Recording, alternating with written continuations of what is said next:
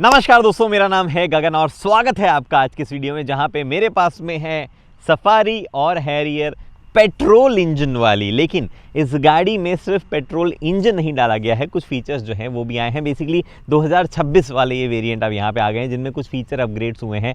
क्या क्या चेंजेस हैं हैरियर सफारी के बारे में, क्या अच्छी चीज़ें रही है, क्या कॉन्स रहे हैं, क्या नेगेटिव रहे हैं, उनकी भी बात करेंगे। और फिर बात करेंगे इंजन कैसे लग रहे हैं चलाने के मामले में, फ्यूल एफिशिएंसी क्या मिल रही है। चलिए ओके, तो सबसे पहले क्या क्या चेंजेस है, क्या क्या नयापन आया है उसकी बात कर लेते हैं। और सबसे पहली चीज़ जो है वो चाबी ही है। अब हमने ये कर्व में भी देख ली है, हमने ये सियरा में भी देख ली है, हैरियर ईवी में भी देख ली है। तो यही चाबियाँ एक्चुअली हैरियर ईवी की तो गोल वाली है, तो ये चाबी जो है वो लार्जली अब टाटा के मोस्टली न्यू प्रोडक्ट में आने वाली है, हम समझ रहे हैं, जिसमें ब्रेल में भी एक्चुअली चीज़ें लिखी हुई है। और लॉक अनलॉक आपके पास में अवेलेबल है। अगर आप अनलॉक बटन दबा के रखोगे लगातार तो विंडोज़ जो है वो रोल डाउन नहीं होगी। ये फीचर अभी तक टाटा नहीं देता है, ना ही सनरूफ में ऐसा कुछ फ़र्क पड़ने वाला है, तो वो फीचर को यूटिलाइजेशन किया जा सकता था। बट आगे की तरफ एक चीज़ ऐड की गई है, और अगर आप वो देखो स्मार्टली तो यहाँ दी हुई है, ये छोटा सा जो दिया हुआ है। हालांकि डस्ट एक्यूमुलेट हो गई इस पर अभी से ही, बट ये जो आप देख पा रहे हो ये वॉशर का सिस्टम दिया गया है। कैमरा क्लीन करेगा, जब भी आप वाइपर मारेंगे उसके साथ साथ में ये वॉशर जो है पानी मारेगा कैमरा पे,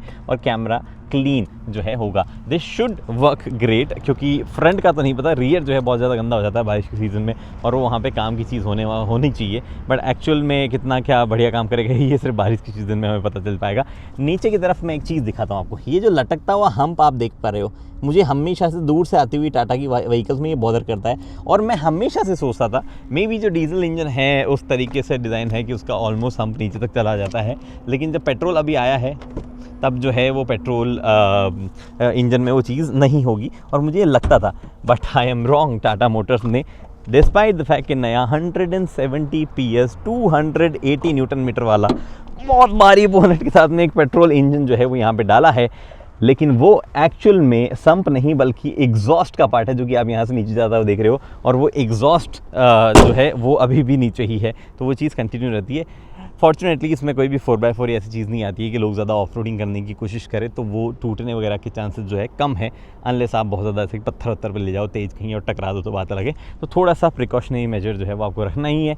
बाकी गाड़ी लार्जली सेम है, कोई भी बदलाव आपको किसी भी तरीके का नहीं देखने मिलेगा डिज़ाइन वगैरह में, और ना ही कोई ऐसा खास एक्सपेक्टेशन मेरी थी। इधर अगर आप देखोगे तो वॉशर फ्लूइड जो है वो इधर से निकल के आएगा नीचे, ये वाला पार्ट जो आप देख रहे हो यहाँ से, ठीक है। कोई भी चेंज पीछे भी नहीं है। This is the red dark edition, तो उसकी वजह से आपको जो है कुछ अलग एलिमेंट दिख रहे हैं, रेड बैजिंग, रेड कैलिपर्स वगैरह वगैरह। एक बार ये अंदर चलता हूँ बिकॉज वहाँ पे भी चेंजेस हैं।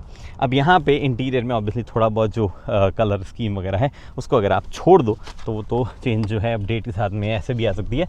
बट एक तो इंजन चालू हो गया, बहुत ही साइलेंट इंजन है, तो उसका ऑपरेशन आई डोंट नो कितना पता चला आपको, बट काफ़ी साइलेंट इंजन है। एक जो चेंज सबसे बड़ा चेंज है वो है ये आपके पास में यहाँ पे electric not electric camera base जो है IRVM आपको दिया गया है।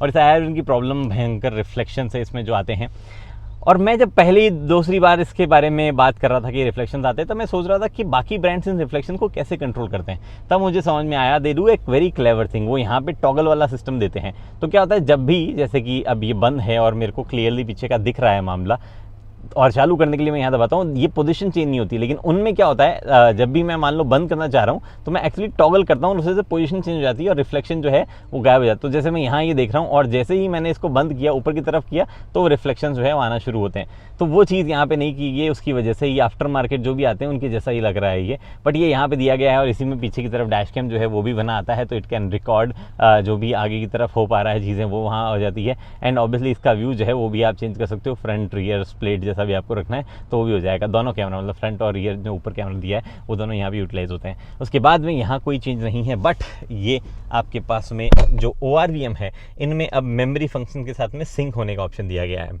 इसके साथ में एक प्रॉब्लम है, जिस तरीके से वो काम कर रहे हैं, they don't come back to their actual position अगर आप रिवर्स में डालोगे, बिकॉज एक फंक्शन ये भी है कि रिवर्स के टाइम पे नीचे हो जाते हैं, लेकिन जैसे ही आप वापस करते हो वो अपनी मेन पोजीशन पे हर बार रिटर्न नहीं होते हैं, वो कई बार अंदर की तरफ रिटर्न हो जाते हैं, कई बार जो मेमोरी सीट सेलेक्ट हुई है उसके हिसाब से हो जाते हैं। ये मैंने यहाँ सेट नहीं किया, सीट मैंने यहाँ सेट नहीं करी, मैंने सीट सेट करी हुई थी मेरी जगह पे, जो कि एक्चुअली थी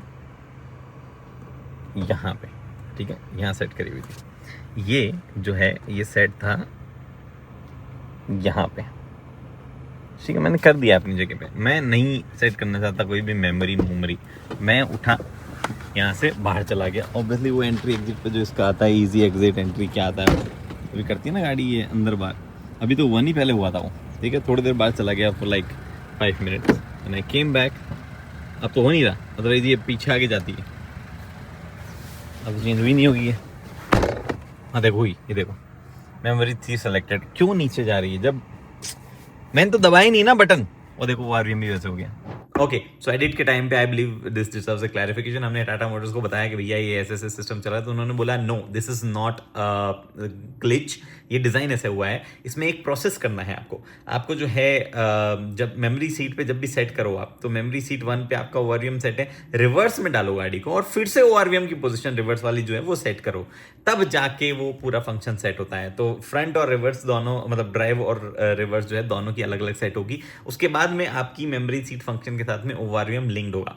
पहली चीज तो ये प्रोसेस आमतौर पे नॉर्मल नहीं है, आपने एक बार सेट कर दिया, रिवर्स का अलग अलग सेट करने की जरूरत नहीं है, but still Tata thought about it and that is a good thing. Problem is कि वो एक चीज के बारे में ध्यान रखना भूल गए, वो ये कि मान लो मैंने कोई पोजीशन सेट ही नहीं करी है, जैसा कि मैंने अभी आपको थोड़ी देर पहले बताया, मैंने किसी एक पोजीशन पे उसको एडजस्ट कर दिया या किसी ने स्वैप कर ली ड्राइवर सीट, उसने अपने पोजीशन के हिसाब से एडजस्ट किया। अब अगर वो बंदा ड्राइवर सीट से उठ के बाहर चला जाता है, वापस आता है, या फिर ना भी जाए, चलाते चलाते किसी पॉइंट पे रिवर्स करके फिर से ड्राइव में आएगा, तो ओआरवीएम वापस अपनी पोजीशन छोड़ के डिफॉल्ट मेमोरी सीट पोजीशन पे चले जाता है। That is not how it should be. तो वो वहां पे गड़बड़ हो रही है। बट ऐसा नहीं है जैसे कि मैंने इसको यहाँ सेलेक्ट कर दिया, ठीक है, अभी यहाँ, और मैं मान लो अभी रिवर्स करूँ, ये मेरी परफेक्ट पोजीशन है, ये मैंने रिवर्स में डाला तो वो पीछे की तरफ गया, और अब जब मैं वापस ड्राइव में डालूंगा तो उस पोजीशन पे नहीं आएगा, वो किसी और पोजीशन पे चल जाएगा। This is little problematic. उसके बाद में यहाँ पे कोई और ऐसी नई चीज़ अगर आपको दिख रही है तो बताइए। यस, ये बड़ी स्क्रीन दे दी गई है, ब्रिलियंट बिग स्क्रीन। फॉर्चुनेटली अभी तक कोई भी ऐसा इंसिडेंट नहीं हुआ जहाँ पे इसको क्रिटिसाइज़ किया जाए। वैसे स्क्रीन बहुत बढ़िया, स्क्रीन में ऐसा मेरे को कोई ज़्यादा प्रॉब्लम भी नहीं है, बट ये हैंग वैंग होने वाला सीन जो है टाटा के साथ में ज़्यादा होता है, वो अभी तक तो नहीं हुआ है। This is a brilliant piece of screen. और इसी में ही 2 और नई चीज़ें हैं, 3 नई चीज़ें एक्चुअली आपको देखने को मिल जाए। एक तो डॉल्बी एटमॉस सिस्टम जो है वो है, टाटा साउंड सिस्टम में कुछ ना भी करता तो वो भी मुझे बताता है इनका फैंटास्टिक है, और वो है फैंटास्टिक अभी भी। And then they have Alexa वाली कनेक्टिविटी है। पहले सिर्फ कार से आप होम के अप्लायंसेस कंट्रोल कर सकते थे, अब होम से आप कार की चीज़ें कंट्रोल कर सकते हो, गाड़ी को चालू करना, टेम्परेचर वगैरह सेट करना, वो आप कर सकते हो। नॉट जस्ट दैट, आपको आर्केड स्टोर मिलता है, तो उसमें अमेजॉन प्राइम और यूट्यूब वगैरह जो है वो आप एक्सेस कर सकते हो। चला कैसे नहीं वो। एक और चीज़ जो है जो कि एक्चुअली इसके साथ में आई है, इस स्क्रीन के साथ में, क्या आई है मैं कैसे भूल गया, स्क्रीन के साथ में 3 चीज़ें बतानी थी मुझे आपको। तो यहाँ पे आई है आर्केड स्वीट आ गया आपके पास में, डॉल्बी एटमॉस आ गया, और एक और चीज़ जो थी मुझे स्क्रीन, हाँ, मैप वाला सिस्टम आ गया। तो नेविगेशन जो है इनबिल्ड आपको मैप माई इंडिया वाला जो चीज़ें जो है लोडेड मिलती है। उसके अलावा कोई भी चेंज यहाँ पे नहीं दिख रहा होगा बिकॉज कोई चेंज है नहीं, बट एक सटल सी चेंज जो है वो यहाँ पे है। 65 वॉट चार्जिंग मिलती है आपको। नॉट जस्ट दैट, 65 वॉट यहाँ पे मिलता है। नॉट जस्ट दैट, 65 वॉट जो है पीछे की तरफ यहाँ पे भी 2 मिलते हैं। हालांकि इंटरेस्टिंगली एक हैरियर में यहाँ पे 45 वॉट लिखा है। अब आई डोंट नो कि वो 45 वॉट जो है चार्जिंग स्पीड गाड़ी की कैसे है, मतलब वो गलती से पैनल पुराना आ गया है या वो स्पीड ही 45 वॉट रहेगी, बिकॉज उससे पहले 45 वॉट ही आया करती थी। तो ये थोड़ा सा गड़बड़ जो है मामला लगा, पता नहीं कैसे है। अनफॉर्चुनेटली टाटा मुझे जो है सिर्फ मीडिया ड्राइव में गाड़ी देता है, उसके बाद नहीं देता है। मैंने अपनी पंच ली ही इसलिए थी क्योंकि मुझे एक प्रॉपर टेस्ट ऐसे करना था उनके व्हीकल्स पे, तो they don't send it often, तो मुझे नहीं पता, मैं टेस्ट नहीं कर पाता हूँ डीपर चीज़ें कि जो क्लेम किया वो एक्जैक्टली वैसे काम नहीं कर रहा है, जो कि हम बाकी व्हीकल्स के साथ में करते हैं, मल्टीपल अपने इक्विपमेंट्स वगैरह लगा के कि सही काम कर रहा है नहीं कर रहा। बहुत सारी टेस्टिंग चलती रहती है जो भी व्हीकल्स हमारे पास लंबे अवेलेबल होते हैं, तो इनके साथ में हम वो कर नहीं पाते हैं, तो मैं ऐसा कुछ ज़्यादा आपको खास बता नहीं पाऊँगा। बट उसके अलावा ऐसा कोई भी बड़ा इंपॉर्टेंट मीन्स कोई ऐसा चेंज नहीं है जो कि बहुत ही ज़्यादा हाईलाइट करने वाला हो। और इससे पहले कि मैं भूल जाऊं, यहाँ पे जो एडास है इसमें अब इंटेली स्पीड असिस्ट वाला फंक्शन आया, यानी कि ये रीड कर लेता है सामने क्या स्पीड लिखी हुई है 100, 80 वॉटेवर, और आपका क्रूज कंट्रोल जो है वो उस हिसाब से भी अडेप्ट हो जाएगा, आपको बता देगा। तो वो एक फंक्शन है। And then now this is a sliding arm rest जो कि यहाँ पे ऐड की गई है। Also all these updates are also available in Harrier. मैं भले ही अभी सफारी में बैठा हूँ, बट हैरियर में भी सेम अपडेट जो है वो अवेलेबल है। अब बात करते हैं what's good and what is not good. सबसे पहले सबसे बढ़िया चीज़ जो कि मुझे लगती है वो है ये गाड़ी और इसकी रोड प्रेजेंस, जिस तरीके से दिखती है, जिस तरीके से फील होती है रोड पे। नाउ रिमेंबर, हैरियर जो है वो एक्चुअल गाड़ी है, सफारी को मॉडिफाई किया गया है सफारी बनाने के लिए, द ओरिजिनल सफारी। एंड मुझे बहुत ज़्यादा सफारी पसंद नहीं है, मुझे हैरियर एग्जैक्टली वो कार है जो कि बहुत ही सॉर्टेड, बहुत ही सही, बल्कि मस्कुलर, और लगता है कि फील है, एक जान है उस गाड़ी में, और अच्छी रोड प्रेजेंस भी उस गाड़ी की है। ये ब्लैक सफारी पर्टिकुलरली मुझे उतनी पसंद नहीं आएगी, और ना ही ज़्यादा लोग जो है मेरे ओपिनियन से डिसएग्री करेंगे, उनको भी शायद हैरियर ज़्यादा पसंद आती होगी। तो ऑब्वियसली सफारी बड़ी है तो और ज़्यादा बड़ी दिखती है, बेटर रोड प्रेजेंस उसकी है। और जो दूसरी चीज़ है वो है फीचर्स। ये गाड़ी लोडेड है फीचर्स से, और वो फीचर्स और प्राइस का कॉम्बिनेशन जो है वो ओवरऑल इसको काफ़ी अट्रैक्टिव बनाता है। मैं समझाता हूँ आपको कैसा है। It's not that this car is not expensive, actually expensive है, बट ये बहुत सारे फीचर्स भी ऑफर करती है। मैं अभी करंटली टॉप एंड सफारी में बैठा हूँ, इससे ऊपर कोई वेरिएंट नहीं है, and it almost offers everything जो कि आज सेगमेंट में लार्जली ऑफर किया जा रहा है। दोनों फ्रंट पैसेंजर्स जो है, ड्राइवर और को पैसेंजर की सीट जो है वो इलेक्ट्रिकली ऑपरेट होती है, वेंटिलेटेड है, रियर की सीट जो है वो भी वेंटिलेटेड है। यहाँ पे सैमसंग का बड़ा सा पैनल आपको दिया गया है, QLED पैनल जो है वो यहाँ पे ऐड कर दिया गया है। ये स्क्रीन दिखने में बढ़िया है, इसमें ऐप्स वगैरह भी आ जाती हैं इंटीरियर में। यहाँ पे आपके पास में ये इलेक्ट्रोक्रोमिक मिरर की जगह आपको दिया गया है कैमरा वाला सिस्टम, जो कि पीछे एक डेडिकेटेड कैमरा है। इसके थोड़े से अपने फ्लॉज है जो कि मैंने डिस्कस किए हुए पहले। सनरूफ आपको दी गई है, स्टीयरिंग जो है उस पर ढेरों बटन दिए गए हैं, MID जो है वो भी डिजिटल है, ADAS फीचर्स लेवल 2+ के ऐड कर दिए गए हैं, and then you have multiple drive modes वगैरह वगैरह वगैरह। जो भी फील गुड के नाम पे चीज़ें होती है वो सब इस गाड़ी में दे दी गई है, लिटरली सब चीज़ें। और उसके बाद में तीसरी पॉजिटिव चीज़ है इस गाड़ी में जो कंफर्ट और जो ओवरऑल स्पेस ऑफर किया गया है। नाउ माइंड यू, ये स्पेस जो है वो या तो अवेलेबल होगा 6 लोगों को, या ढंग से अवेलेबल होगा 5 लोगों को, भले ही मैं सफारी की बात कर रहा हूँ, क्योंकि रियर में 3 लोग जो है थोड़े से टाइट होके क्रैम्ड होके बैठेंगे तो उनको ज़्यादा मज़ा नहीं आएगा। लेकिन अगर आपके पास कैप्टन सीट यानी 6 सीटर वाला वेरिएंट है तो एक्चुअली 6 लोग जो है ठीक ठाक बैठ जाएंगे। अभी करंटली मेरे पास कैप्टन सीट वाला नहीं है, तो रियर में जो है ज़्यादा कुछ स्पेस बचता नहीं है बैठने के लिए, तो कोई लॉजिक नहीं है। तो मोस्ट लाइकली पीछे एक बंदा बैठे तो कंफर्टेबल है, आगे यहाँ पे 2 और आगे 2 बंदे बैठे, they all will have decent space. सबके पास में अपने अपने कभी स्पेसेस हैं, अपने अपने चार्जिंग स्लॉट्स है, 65 वॉट आ गए हैं अब तो, और USB Type-C जो है वो तीनों जगह पे अवेलेबल है, फ्रंट, बैक और मिडिल सब जगह, और AC वेंट्स वगैरह जो हैं वो भी हर जगह अवेलेबल है ब्लोअर के साथ में। तो वो एक कंफर्टेबल अच्छा एनवायरनमेंट बनता है। On top of everything when this car is loaded it actually offers decent ride quality, अच्छी ride quality, actually not decent. ये 19 इंचेस की वजह से जो है थोड़ी सी भड़बड़ाहट खड़खड़ाहट शहरों में आ जाती है, बट 18 इंच वाला वेरिएंट अगर आप ले लो तो मज़ेदार ही मामला चल रहा है, जो कि हैरियर के साथ में आता ही है। बट बाकी सारी चीज़ें जो है जो स्पेस और कंफर्ट वाली है वो सब कॉम्प्लीमेंटिंग टाइप की ही है। थोड़ा सा इंटीरियर कुछ ज़्यादा डार्क और कुछ ज़्यादा ही लाइन वाइन वाला हो जाए तो वो कुछ लोगों के टेस्ट के हिसाब से मामला गड़बड़ हो सकता है। अब बात करते हैं कॉन्स या नेगेटिव्स की। सबसे पहली नेगेटिव चीज़ जो है वो टाटा मोटर्स के साथ में बहुत लंबे टाइम से जुड़ी हुई है, and that is the overall reliability of features, electronics and the way ergonomics is done. Hindi में बात करूं तो एर्गोनॉमिक्स और इलेक्ट्रॉनिक्स जो है वो हर जगहों पे आपको कुछ ना कुछ फ्लॉज निकाल के दे देंगे, और ऐसा फील आएगा कि यहाँ प्रॉब्लम है वहाँ प्रॉब्लम है। एक सिंपल सी चीज़ ही अगर आप खोल रहे हो और आपने एक भी अंगुली बीच में डाल दी है तो यहाँ अटक जाती है और आपका जो है अंगुली बीच में आ सकती है। यू सी हर जगह पे पैनल जो है उनमें थोड़ा अजीब अजीब सा गैप जो है वो आपको बाहर दिखेगा, अंदर भी, मतलब बाहर वाले पैनल से भी दिखेगा और अंदर में भी जो है वो आपको देखने को मिलेगा। देन इलेक्ट्रॉनिक इश्यूज़, इस गाड़ी के पैडल शिफ्टर्स काम कर रहे हैं, हैरियर के नहीं कर रहे हैं। इस गाड़ी का ORVM मेमोरी फंक्शन के हिसाब से सेट हो जा रहा है, जबकि मैं सेट कहीं और कर रहा हूँ। वो जब रिवर्स डाल के नीचे जाते हैं और वापस जब ऊपर आते हैं तो कहीं और जाके रुक जा रहे हैं वो, तो हर बार मेरे को ORVM सेट करने पड़ते हैं जितनी बार भी मैं रिवर्स ले रहा हूँ। वो एक पोजीशन पे पहुँच नहीं पा रहे हैं। कुछ टाइम पे तो मेमोरी सीट वाला बटन दबाते ही काम हो जाता है, वो अपनी जगह पे आता है, all those sort of things. And then उसके बाद में गाड़ी जो है उसमें इलेक्ट्रॉनिक्स कौन सा कब कितना कहाँ काम कर रहा है उसकी भी प्रॉब्लम रहती है। वन ऑफ द कार जो कि आज हम चलाए थे उसका हॉर्न बजता ही रहा आधे घंटे तक जब तक बैटरी लो नहीं हुई।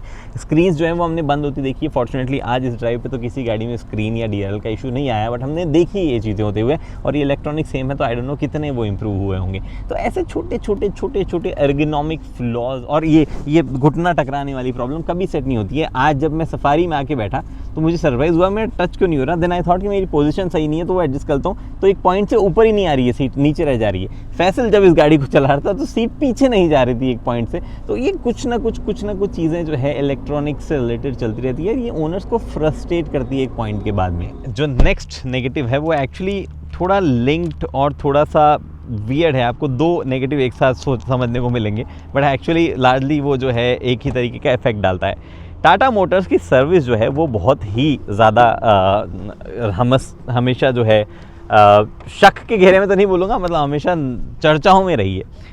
जिस तरीके के सर्विस इंटरवल टाटा ऑफर करता है, गाड़ियाँ नेचुरली ज़्यादा जाती है सर्विस इंटरवल, नेचुरली मतलब जनरली जो सर्विस शेड्यूल है उसके हिसाब से। ऑन टॉप ऑफ दैट छोटे मोटे इश्यूज़ के लिए ओनर्स बार बार जाते हैं। इस वजह से सर्विस सेंटर इतने क्राउडेड है, लार्जली हर जगह टाटा के सर्विस एक्सपीरियंस बुरे हैं और वहाँ पे ओनर्स जो है वो आके कंप्लेन करते रहते हैं, उनको सही से अटेंड नहीं किया वगैरह वगैरह वगैरह वगैरह। और ये जब माहौल होता है, जब मार्केट में ये सेंटिमेंट फैलता है कि ओनर जो है सर्विस से थोड़ा थोड़ा परेशान है, तो गाड़ी की रीसेल वैल्यू टूटती है, and that is a negative, और जो कि मुझे लगता है कई लोगों को खरीदते टाइम पे परेशान करेगा या उनको दिमाग में रखना चाहिए। इंजन पे मैंने क्यों खोला है, नेक्स्ट नेगेटिव तो नहीं है, बट गाड़ी जो है उसमें कोई ऐसी भयंकर यूएसपी नहीं है इन टर्म्स ऑफ जो प्लेटफॉर्म वगैरह जिस तरीके का यूज़ किया गया है वहाँ पे एसयूवीनेस लाने के लिए। ना ही इसमें ऑल व्हील ड्राइव आता है, ना ही 4x4 है, ना ही उसका कोई ऑप्शन कहीं आने वाला है। ऑब्वियसली हैरियर ईवी आती है अगर आपको लेना है तो, but then that is EV, you really can not take it everywhere, उसके ऑल व्हील ड्राइव कैपेबिलिटीज़ को उतना इस्तेमाल नहीं कर सकते हो। फॉर्चुनेटली पेट्रोल इंजन यहाँ पे आ गया है। डीजल इंजन जो है उसका माइलेज ठीक है, आवाज़ कितना ही करता हो वो लार्जली उसमें ब्रेकडाउन वगैरह से रिलेटेड ज़्यादा प्रॉब्लम नहीं आई है। उसका जो ऑटोमेटिक गियरबॉक्स है वो भी अच्छा है, यहाँ पे भी ऑटोमेटिक गियरबॉक्स अच्छा है। बट जिस तरीके से हमने देखा है वो डीजल जो कि टाटा मोटर यूज़ कर रहा है, पहले फिएट का वो करता था, अब उनके पास लाइसेंस है उसका, वो ओवर द ईयर्स और ज़्यादा आवाज़ करने लगता है और ज़्यादा हार्श कर्कश, और ऐसा लगने लगता है ये ख़राब सा हो गया है, मेंटेनेंस उसकी धीरे धीरे बढ़ती जाती है। आई होप ये 1.5 जो ब्रांड न्यू इंजन है उसके साथ वो इश्यूज़ ना आए, बिकॉज अभी तक तो इंजन बहुत ही बढ़िया लग रहा है। अब इसको चला लेते हैं। ओके, अब करते हैं उस चीज़ की बात जो कि हमें अभी तक तो नहीं पता था कि अच्छा है या नहीं है। सिएरा के बाद थोड़ा थोड़ा अंदाज़ा लग गया था और अब जो है फाइनली पता है कि एक्चुअली अच्छा है। तो it will be kept in its positives. वो है इसका 1.5 litre 4 cylinder turbocharge Hyperion engine, 170 PS की पावर एंड 280 न्यूटन मीटर का टॉर्क इस ऑटोमेटिक गियरबॉक्स के साथ में ये गाड़ी डिलीवर करती है। And this engine is actually good engine. This is actually second petrol engine जो कि टाटा मोटर्स की फैमिली में मैं थोड़ा सा इंप्रेस हुआ हूँ। पहला जो है वो उनका 1.2 टर्बोचार्ज इंजन आया करता था जेस्ट के ज़माने में, उससे मैं थोड़ा सा इंप्रेस था। I might be wrong actually, turbocharge ही था वो इंजन, उससे मैं थोड़ा सा इंप्रेस हुआ करता था, बढ़िया इंजन था, फिर वो पता नहीं कहाँ चला गया। But this is actually good engine. Fuel efficiency एक बार की साइड में रखो, ये गाड़ी जब पिकअप ले रही होती है या गाड़ी जब खड़ी होती है, इनफैक्ट मैं अभी स्पोर्ट मोड में शुरू हुआ हूँ, बट मैं I will stop again because मेरे पीछे कोई नहीं आ रहा है और थोड़ा सा चढ़ाई भी है, तो हल्का सा जो है नेचुरली इस पॉइंट पे गाड़ियाँ हल्का स्ट्रगल करती है। ये गाड़ी भारी है। लैंड रोवर का जो ये प्लेटफॉर्म है उसका टाटा ने कभी भी उस तरीके से इस्तेमाल नहीं किया जिस तरीके के लिए बना था। सॉरी, मोड क्यों मैं चेंज कर रहा हूँ यहाँ पे, वापस जो है नॉर्मल मोड में आता हूँ। Normal mode city drive mode पे मैं हूँ एंड सिंपल एक्सेलरेशन, एक ग्राउलिंग सी ग्रंट सी है जो कि हेवी बेस टाइप का पेडल पे भी फील होता है और यहाँ पे भी फील होता है, जगह जगह फील होता है, थ्रू आउट होता है, but I don't mind it. वो जो है ओवरऑल एक्साइटमेंट में ही ऐड होती है और ये पूरी फील जो है इंजन की एक्चुअली काफ़ी बढ़िया है। मैं बात ये कर रहा था कि इस प्लेटफॉर्म को टाटा मोटर्स ने पूरी तरीके से ढंग से इस्तेमाल नहीं किया है, because this is heavy platform, मोटे मोटे बॉडी के पैनल्स है, ये बी पिलर ए पिलर जो है वो थोड़ा सा थिक है, लास्ट में जो पिलर है वहाँ पे भी बहुत ज़्यादा मोटाई है और इतनी ज़रूरत नहीं थी। लार्जली जिस तरीके से बिल्ड किया गया था उसको रगेडनेस और बहुत ज़्यादा हेवी लोडिंग के हिसाब से बिल्ड किया गया था लैंड रोवर के प्लेटफॉर्म को, क्योंकि वो all wheel drive 4x4 basically all wheel drive आता था एक्चुअली, 4x4 नहीं, जहाँ तक मुझे याद है। और उस हिसाब से उस प्लेटफॉर्म को, एक तो ये स्पीडो एरर है, 105 पे चला रहा था, 100 वो दिखा रहा है, जबकि एक्चुअल में रियल एक्यूरेट स्पीडो जो है अगर यहाँ 100 दिखा रहा है तो वो 102 दिखाता है। ये कैलिब्रेशन इन कैमराज का है, लेकिन यहाँ पे जो है इसका स्पीडो एरर थोड़ा ज़्यादा है। टाटा की ऑलमोस्ट हर गाड़ियों में हमने थोड़ा सा ज़्यादा स्पीडो एरर देखा है, वो दिखाती ज़्यादा है, चल रही होती है, बट एक्चुअली स्पीड थोड़ी सी कम होती है। But anyway that's fine. बात ये कर रहा था इस प्लेटफॉर्म का उतना ज़बरदस्त यूटिलाइजेशन नहीं किया गया, कोई भी 4x4 नहीं लाया जैसा मैंने आपको बताया, but this engine is actually able to pull इतना भारी भरकम प्लेटफॉर्म जिस तरीके से स्मूथली मस्त तरीके से करता है, मज़ा आ जाता है। मुझे तो इस इंजन को चला के सिटी में हाईवे पे दोनों तरीके से जो है अच्छा लगा है। डिसेंट गियरबॉक्स के साथ पेयरिंग है। मैं ऑब्वियसली कुछ आपको जो है नेगेटिव्स बता सकता हूँ इसमें बताने के हिसाब से, जैसे कि एक तो पेडल शिफ्टर, लेट्स सी अब काम करता है नहीं करता है, अब कर रहा है। हम हैरियर सफारी में आ गए ना, नहीं हैरियर में नहीं कर रहा था, सफारी में तो कर ही रहा था, हैरियर में काम नहीं कर रहा था, या उल्टा है आई थिंक, हाँ हैरियर में नहीं काम कर रहा था। सो बात ये है कि वापस हम जो है ड्राइव मोड में मैं इसको डाल देता हूँ और जिस तरीके का स्मूथनेस शिफ्टिंग, जिस तरीके का गियर बॉक्स बिहेव करता है, सब मस्त है। अपार्ट फ्रॉम वन स्मॉल निकल जो सेकंड से थर्ड गियर में आते वक्त एक हल्की सी ऐसे ऐसे ऐसे ऐसे जब रंबल स्ट्रिप से स्लोली निकलती है ना गाड़ी, वैसे सी फीलिंग आती है। वो एक थोड़ी सी कंसिस्टेंट फीलिंग मुझे आई है, और उसके अलावा कोई भी ऐसी चीज़ नहीं है जो कि मुझे नेगेटिव्स में ज़्यादा डालनी हो। एक्सेलरेशन हो, हाई स्पीड अगर आपको करनी हो, हर चीज़ बढ़िया से। In fact let's imagine this Baleno is going at a decent speed और मुझे इसको ओवरटेक करना है, और मैं सिटी मोड में हूँ, I am not even in any other sport mode या तो कुछ, और पेडल दबाया। ऑब्वियसली 1.5 है तो थोड़ा टाइम लेगा, बट अगर बिना ज़्यादा कुछ हल्ला किए it just goes and keeps going, वैसे वाला है। मैं अनफॉर्चुनेटली स्पीड जो है वो क्रॉस कर रहा हूँ, अनफॉर्चुनेटली क्या बाय मिस्टेक स्पीड क्रॉस कर रहा हूँ, and I should apologize for that. But एक और चीज़ जो कि मुझे बतानी थी, क्रूज़ कंट्रोल में इस्तेमाल कर रहा था, and typical Tata problem, Mahindra problem, जब आपको अडेप्टिव क्रूज़ कंट्रोल चल रहा है तो वो आपको अडेप्टिव क्रूज़ कंट्रोल आपका चालू रहना ज़रूरी है, या क्रूज़ कंट्रोल मोड जो है वो तब तक चालू नहीं होगा जब तक फ्रंट कोलिजन वाला सिस्टम जो है वो आप ऑन करके ना रखो। पता नहीं क्यों ऐसा होता है, बट जब मैं ऑन करके चला रहा था, cruise control was not very heavy, वो ईज़ में था, थोड़ा सा ऐसा परेशान नहीं कर रहा था कि नहीं ओवरटेक करो ही करो। मतलब जैसे मान लो मैंने मान लिया कि 100 पे क्रूज़ सेट है, और for some reason adaptive cruise control की वजह से गाड़ी 80 पे आ गई है, और जैसे ही वो गाड़ी सामने से हटती है तो ऐसा नहीं कि उसको बहुत ज़्यादा जिद है 100 पे जाने के लिए, इट गोज़ ईजीली, तो उसकी वजह से फ्यूल एफिशिएंसी जो है ज़्यादा हैम्पर नहीं होती है। अब फ्यूल एफिशिएंसी की बात आने लगी है तो एक्चुअल में बात कर लेते हैं कि भैया फ्यूल एफिशिएंसी फिर गाड़ी की है कितनी। गाड़ी की फ्यूल एफिशिएंसी मैं आपको बताता हूँ कितनी है। ये कार जो है सिटी में हमें बहुत ज़्यादा फ्यूल एफिशिएंसी नहीं दे रही थी, almost at age of 8 kmpl के आसपास की फ्यूल एफिशिएंसी दे रही थी। ये प्रॉपर फ्यूल एफिशिएंसी टेस्ट हमने सिटी का कर नहीं पाया बिकॉज हैवी ट्रैफिक में हम गए नहीं, और ये गाड़ी अगर आप देख भी पा रहे हो 8 से नीचे नहीं जा रहा माइलेज, टाटा ने लॉक कर रखा है 8 पे, और उससे नीचे माइलेज शो नहीं करेगा, तो proper tank to tank show करना पड़ेगा, ऐसे शो नहीं होगा। हाईवे पे फॉर्चुनेटली हमें पता चल रहा था क्या फ्यूल एफिशिएंसी मिल रही है। अगर आप .100 चलाओगे इस गाड़ी को और 100 से ऊपर लाडली नहीं जाओगे, जैसा कि ऐसे क्लीन हाईवे पे जिस पे 100 अगर मैं रख रहा हूँ तो हार्डली मुझे ब्रेक करना पड़ रहा है, तो लगातार कंसिस्टेंट 100 चलने पर गाड़ी 14 kmpl जो है ऑडो पे दिखाती है, जो कि एक्चुअली ठीक माइलेज है मेरे ख्याल से for this smooth and decently powerful engine. तो ये कुछ फ्यूल एफिशिएंसी का सीन है, सिटी में तो ऑब्वियसली नहीं देगा ये। और अगर आपका पाँव थोड़ा सा हैवी है, आप 120 वगैरह चलने वालों में लोगों में से हो, तो भैया ये नहीं देने वाला fuel efficiency. But I am glad कि टाटा ने जो MG हेक्टर का 1.5 इंजन आता था, थकेला इंजन, उसको चाहे मैनुअल में ले लो, चाहे DCT में ले लो, चाहे ले लो आप CVT में, हर जगह बुरा था वो, ना तो फ्यूल एफिशिएंसी दे पाता था ढंग की, ना ही वो जो है माइलेज निकाल पाता था। उसका बस एक ही बढ़िया काम था कि वो स्मूथ था, चलता रहता था, और साथ ही में राइड क्वालिटी उस गाड़ी की भयंकर बढ़िया थी, तो वो उस वजह से कॉम्बिनेशन ठीक लग जाता है जिनको लगता है। बट उस इंजन से तो बेटर काम टाटा ने यहाँ पे कर दिया। They have a good petrol engine. However, मुझे एक चीज़ जो है वो आपको बतानी थी, और वो मैं बताना चाहता हूँ हैरियर के साथ में। सबसे पहले तो अपॉलॉजीज, वो फ्यूल एफिशिएंसी फिगर जो मैंने आपको बताया 14 वाला, वो fuel efficiency figure actually Harrier का है, सफारी का नहीं। सफारी जो है 0.5 kmpl कम माइलेज देती है, तो वो उसके लिए माफ़ी चाहता हूँ। बट अब हम जो है सेम तरीके से बात करते हैं कि हाउएवर वर्ड मैंने क्यों यूज़ किया। एक तो साला ORVM फिर से गड़बड़ हो गई यार, मैंने डाला होगा रिवर्स अभी थोड़ी देर पहले, और तभी ये उल्टा हो गया। ठीक है, वापस सेट करते हैं। गजब गाड़ी है भाई। इसको मेमोरी 1 पे सेट करता हूँ मैं, ताकि ये याद रहे। Memory 1 selected, memory 1 enable to stored. ठीक है, एनीवे, सो बात ये चल रही थी कि हैरियर, हाउएवर क्यों बोल रहा हूँ मैं, सियरा जो है वो स्टार्ट होती है 11.49 लाख से। Harrier most likely base variant में टर्बो पेट्रोल के साथ में नहीं आएगी, अदरवाइज कैनिबलाइजेशन होने लग जाएगा, वो बेस से 1-2 ऊपर आएगी। तो लेट्स अज्यूम कि 15-16 लाख रुपए के आसपास कोई एक वेरिएंट होगा जो सियरा और हैरियर जिसमें काफ़ी क्लोज आ जाएगी फीचर्स वगैरह के मामले में। एंड आप उस सिचुएशन में होंगे जब आप पूछोगे कौन सी लूँ, हैरियर लूँ कि सियरा लूँ, और वहाँ पर असली चीज़ है सियरा जो है वो आपको बूट स्पेस को छोड़ दोगे तो ऑलमोस्ट सिमिलर स्पेस आपको बैठने में देती है। नई गाड़ी है, उसकी चैसी बेटर डिज़ाइन है, इस मतलब कम हैवी और बेटर डिज़ाइन है इस इंजन के हिसाब से, तो वो ज़्यादा बेहतर चीज़ है।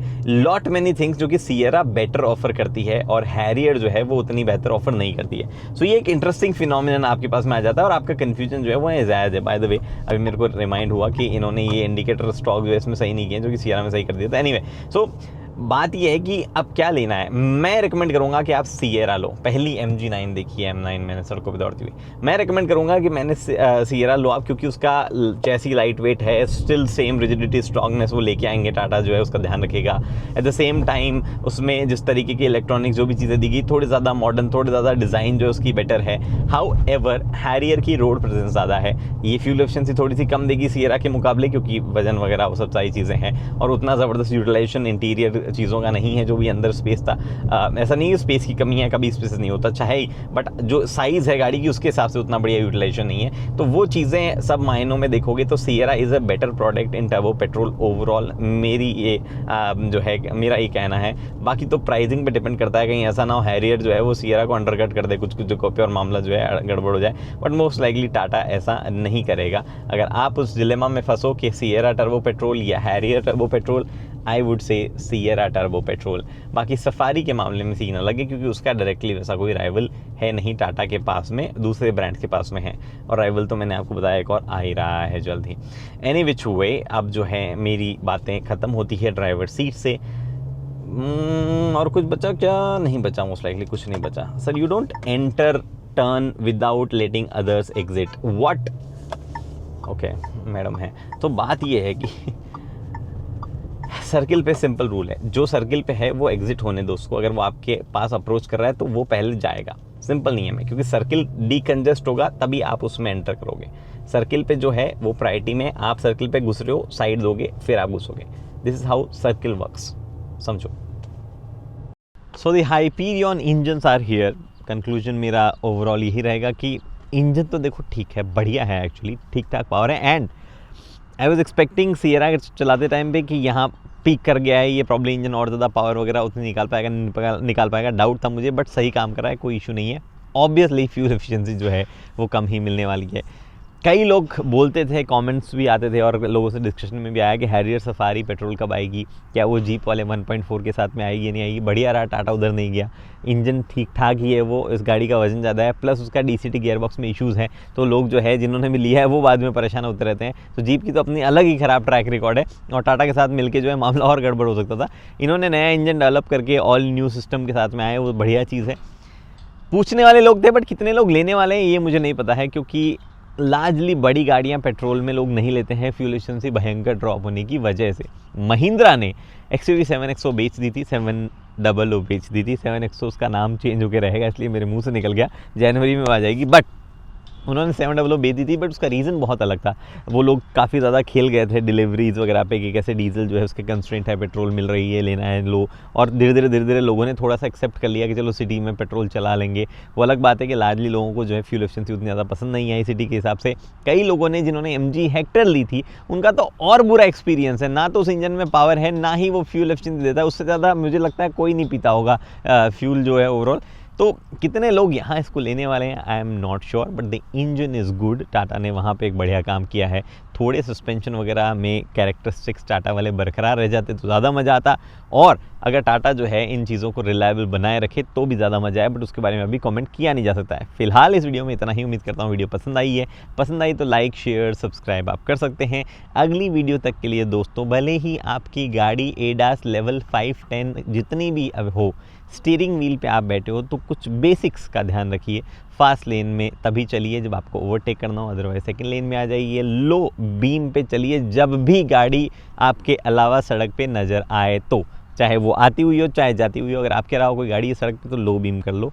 थोड़ा सेंसिबल बनाओ सड़कों को, वरना एक दिन गवर्नमेंट आएगी और बोलेगी कि भाई गाड़ियों की उम्र जो है 5, 6, 7 साल ही है, उसके बाद चेंज करो या एक काम करो मत लो गाड़ियाँ।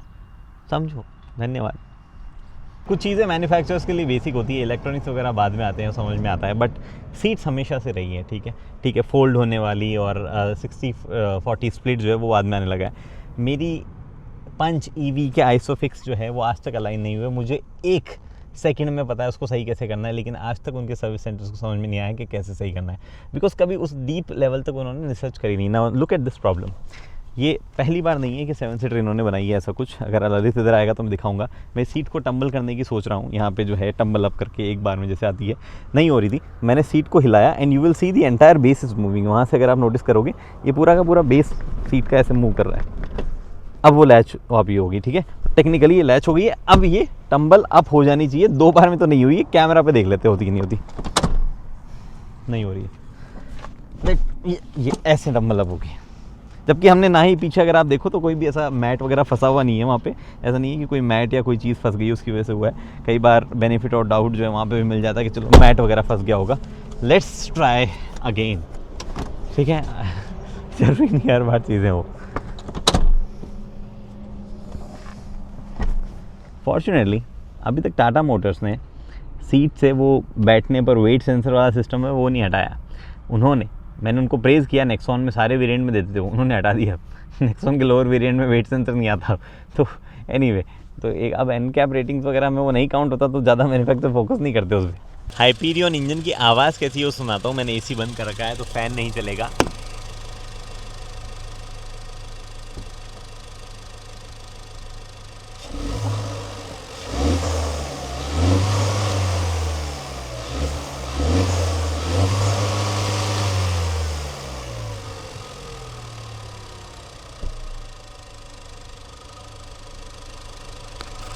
एक चीज़ है जो मैंने अभी तक नोटिस नहीं करी है, जब हम चला रहे थे और हार्ड एक्सलेट करके जैसे ही एक्सलेटर छोड़ रहे थे तो टर्बो जो है उसका जो साउंड आ रहा था वो इसमें सुनाई नहीं दे रहा है यार, सियरा में दे रहा था। वापस नोटिस करूँगा मैं।